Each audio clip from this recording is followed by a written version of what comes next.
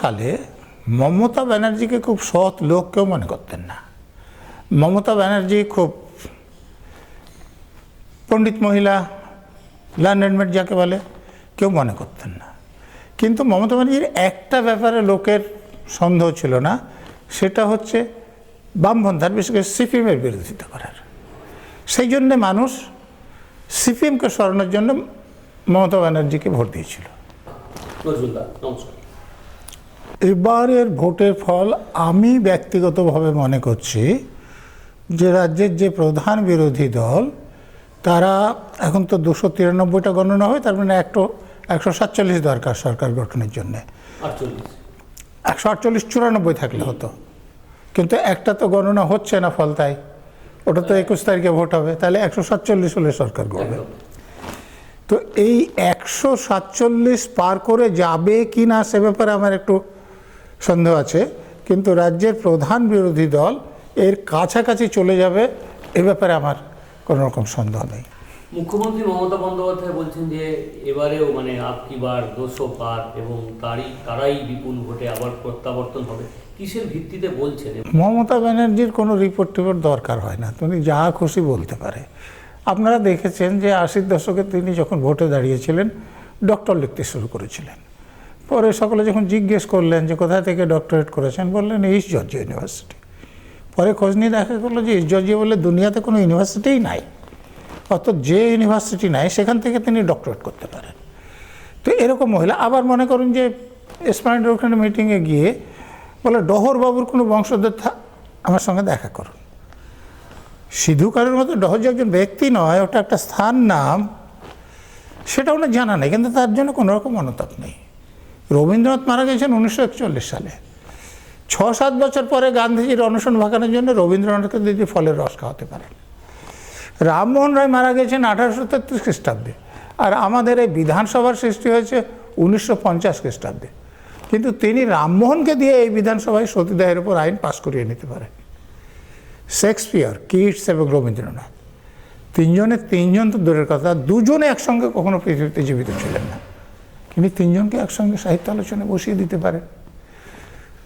আমি খুব সাম্প্রতিক উদাহরণ দিচ্ছি। ধরুন এই যে যখন ভোটার তালিকা সংশোধনের কাজের ঘোষণা করা হলো, তিনি কি বলেছিলেন যে আমি বেঁচে থাকতে হতে দেব না।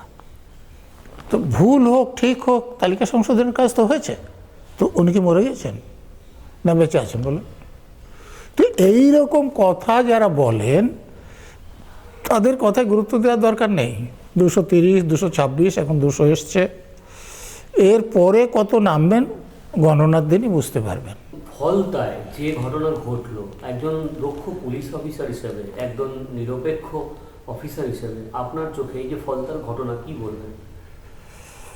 দেখুন, আমাদের এখানে ডায়মন্ড হারবার মডেল বলে, ডায়মন্ড মডেল বলে, তো সে মডেলটা মানে তো ব্যাপক রিগিং। এই তো অন্য কিছু আমার চোখে পড়েনি। সেবাশ্রয় করেন, আমাদের রাজ্যের স্বাস্থ্য ব্যবস্থা ভালো হলে সেবাশ্রয়ের কোনো দরকার আছে? অতএব তিনি নিজেই প্রমাণ করছেন যে তার মমতা ব্যানার্জি আত্মীয় হন, তিনি যে শাসন চালাচ্ছেন তাতে স্বাস্থ্য ব্যবস্থা ভালো নাই সেবাশ্রয়।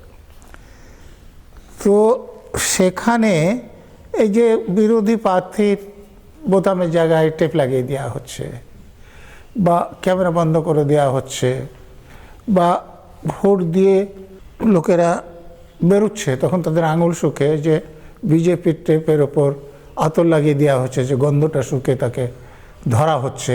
তারপরে কেউ কেউ অভিযোগ করেছে, এটার কোনো প্রমাণ নেই সত্যি কিনা বলতে পারবো না, যে সেখানে পার্টির পক্ষ থেকে স্পাই ক্যামেরাও লাগানো হয়েছিল যে কাকে ভোট দিচ্ছে দেখার জন্যে। তো এগুলো তো ব্যাপক দুর্নীতি, যারা করেছে তাদের ধরে হাজতে পাঠানো উচিত। তারা বাইরেই আছে, তাদের কাছে অস্ত্রশস্ত্রও আছে, শুধুমাত্র পুনরায় ভোট করা হচ্ছে। তো নির্বাচন কমিশনের, আমি এর আগেও বলেছিলাম, যে আপনি যে বইটা দেখছেন ওখানেও আমি এটা লিখেছিলাম, যে নির্বাচন কমিশনের যতটা প্রস্তুতি নেওয়া দরকার ছিল, যতটা পরিকল্পনা করার দরকার ছিল, নির্বাচন কমিশন করেনি। যদি করতো তাহলে এই ফলতার মতো ঘটনা এড়ানো যেত। যদি করতো তাহলে অল্প হলেও যে হিংসা হয়েছে, রিগিং হয়েছে, সেগুলো অনেকটা আরও কমানো যেত। ফলে প্রশাসন তো বটেই, নির্বাচন কমিশনও যথেষ্ট ব্যবস্থা নিতে পারেনি, যার ফলে হিংসাও হয়েছে, রিগিংও হয়েছে, অন্যান্য বারের তুলনায় কম হয়েছে বলে লোকে বলছে ভালো ভোট হয়েছে। কিন্তু তারপরেও আপনি বলছেন যে রিগিং হিংসা হওয়ার সত্ত্বেও মানে শাসক দল মানে এত আসন পাবে না, বিরোধী দল পাবে না, পাবে না। আমি একটা উদাহরণ দিচ্ছি, ভবানীপুরে কতগুলো ভোটারের নাম বাদ গিয়েছে আপনি চিন্তা করুন, 50,000-এর কাছাকাছি। তার মধ্যে প্রায় অর্ধেক হচ্ছে মরাম, সে লোকগুলো মারা গিয়েছে কিন্তু ভোটার তালিকায় তাদের নাম আছে। তা আপনারা তো বিধাননগরে দেখেছেন যে আমাদের বিখ্যাত গায়কের হয়েও কেউ ভোট দিতে চলে আসে এবং ভোট দিয়ে চলে যান। তো এখানে তো এদের হয়ে কেউ ভোট দিত।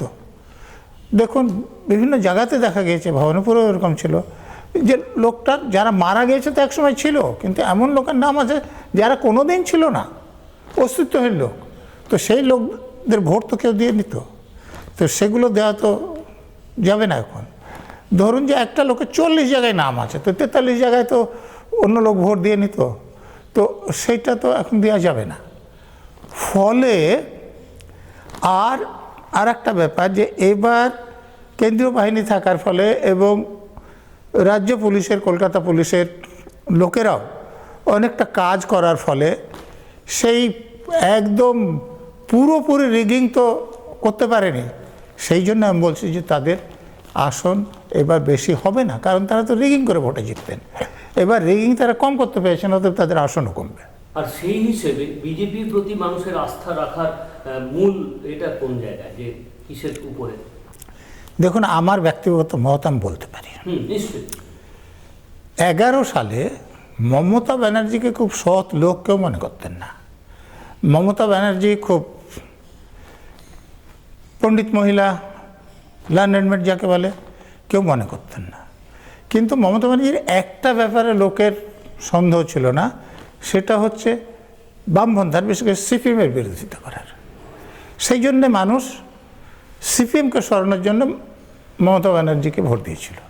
এইবার এখানে যে রাজনৈতিক দলগুলো আছে, দেখুন যে অন্য কোনো দল তৃণমূলকে ক্ষমতাচ্যুত করবে এরকম লোক ভোটাররা মনে করছে না। বিজেপিকে মনে করছে কেন? যে কেন্দ্রে তারা ক্ষমতায় আছে, অর্থাৎ কেন্দ্রীয় সরকারের তারা একটা নৈতিক সাপোর্ট পাবে। এবং দ্বিতীয়ত বিজেপির টাকা পয়সা আছে, যে ভোটের জন্য যে খরচ করতে হবে সেটা করতে পারবে। সেই জন্য সাধারণ মানুষ বিজেপি ভালো দল না খারাপ দল সেইটা থেকে সাপোর্ট করছে না। বিজেপির ক্ষমতা আছে তৃণমূলকে উৎখাত করতে পারে, এই জন্য সমর্থন করছে। মানে ঠিক যেমন বামেদের, হ্যাঁ, বামেদের যেমন আমি বললাম যে মমতা ব্যানার্জি খুব ভালো মহিলা কেউ মনে করতো না। ওই জয়প্রকাশ নারায়ণের গাড়িতে ওঠে নাচানাচি করা অনেকেই দেখেছে, পুলিশ অফিসের মুখে কালি লাগিয়ে দেওয়া অনেকেই দেখেছে, এই বেদি ভবনে নিজের ব্লাউজ নিজে ছিঁড়ে, যে আমার ব্লাউজ ছিঁড়ে দিয়েছে, আমার হাত কামড়ে দিয়েছে, অনেকেই দেখেছে। তো এইগুলো মমতা ব্যানার্জি জানতেন। কিন্তু মমতা ব্যানার্জির একটা ব্যাপারে তারা নিশ্চিন্ত ছিলেন, যে তার সিপিএম বিরোধিতায় কোনো খাদ ছিল না। লোকেরা মনে করেছে, ছিল কি না আপনারা বিচার করবেন। তো এইবার অন্য যে দলগুলো আছে তারা তৃণমূলকে ক্ষমতাচ্যুত করতে পারবে, এইটা এখানকার ভোটাররা মনে করছে না। এখানকার ভোটাররা মনে করছেন যে বিজেপি করলেও করতে পারে। আপনার কি মনে হয় যে একটি বিশেষ সম্প্রদায় বা সংখ্যালঘু সম্প্রদায়কেও, যেটা বারবার উনি বলেন বা ওনার ভোট ব্যাংক হিসেবে ব্যবহার করা হতো, সেটার ইরোশন এবার একটা বড় এফেক্ট পড়তে চলেছে? খুবই বড় ইরোশন হয়েছে অনেকগুলো কারণে। দেখুন, প্রথমে ইফতার পার্টিতে যাওয়া নিয়ে সাংবাদিকরা আপনারা জিজ্ঞেস করেছিলেন, তো উনি কী বলেছিলেন যে গরু দুধ দেয় তার লাথি খেতে হয়। তাহলে দুধটা কি? মুসলমানদের ভোট। আর লাথি খাওয়া হচ্ছে ইফতার পার্টিতে যাওয়া। আর গরু কারা? মুসলমানরা। তো গরুদের মধ্যে সবাই এই কথাটা আপত্তিজনক মনে না করতে পারে, কিন্তু কিছু লোক তো তাদেরকে গরু বলাতে অখুশি, একটা কারণ। দ্বিতীয় কারণ দেখুন, যে মমতা ব্যানার্জি যখন ক্ষমতায় আসছেন বা এসে গিয়েছেন তখন বারবার বলতেন আমি 10,000 মাদ্রাসার অনুমোদন দেব। আমি ব্যক্তিগতভাবে মনে করি মুসলমানদের উন্নতির জন্য মাদ্রাসার দরকার নেই, ভালো স্কুল কলেজ দরকার। কিন্তু তিনি বলেছিলেন 15 বছর হচ্ছে 1,000 মাদ্রাসার অনুমতি হয়েছে। 234 কিংবা 35 হয়েছে। উনি বলছেন যে আমি অনুমোদন দিয়েছি কিন্তু বেতন দেব না। কেন? একটা স্কুল করলে আপনি বেতন দেবেন, একটা মাদ্রাসা করলে অনুমোদন যদি দেবেন না তাহলে মাদ্রাসা করলেন কেন? তো এতে মুসলমানদের লাভ হচ্ছে না ক্ষতি হচ্ছে? অনেক মুসলমান তো বুঝতে পারছেন যে এতে মুসলমানদের ক্ষতি হচ্ছে। আবার ধরুন এই যে মুর্শিদাবাদে ওয়াকফের নাম করে আন্দোলনে যেটা হলো, যে ওনার মন্ত্রী সিদ্দিকুল্লাহ চৌধুরী বললেন যে আগে জেলাগুলোকে টাইট দিই, তারপর কলকাতা দেখব।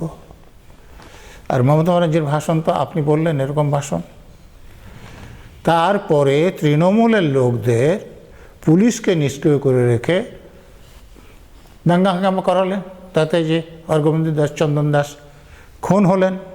খুবই দুঃখজনক ঘটনা। কিন্তু এটাকে অন্য রাজনৈতিক দল হিন্দু মুসলমানের দাঙ্গা বলে আখ্যায়িত করলেন।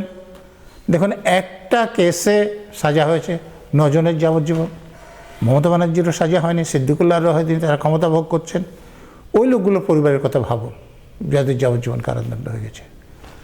আরও তো 3 শতাধিক কেস হয়েছে।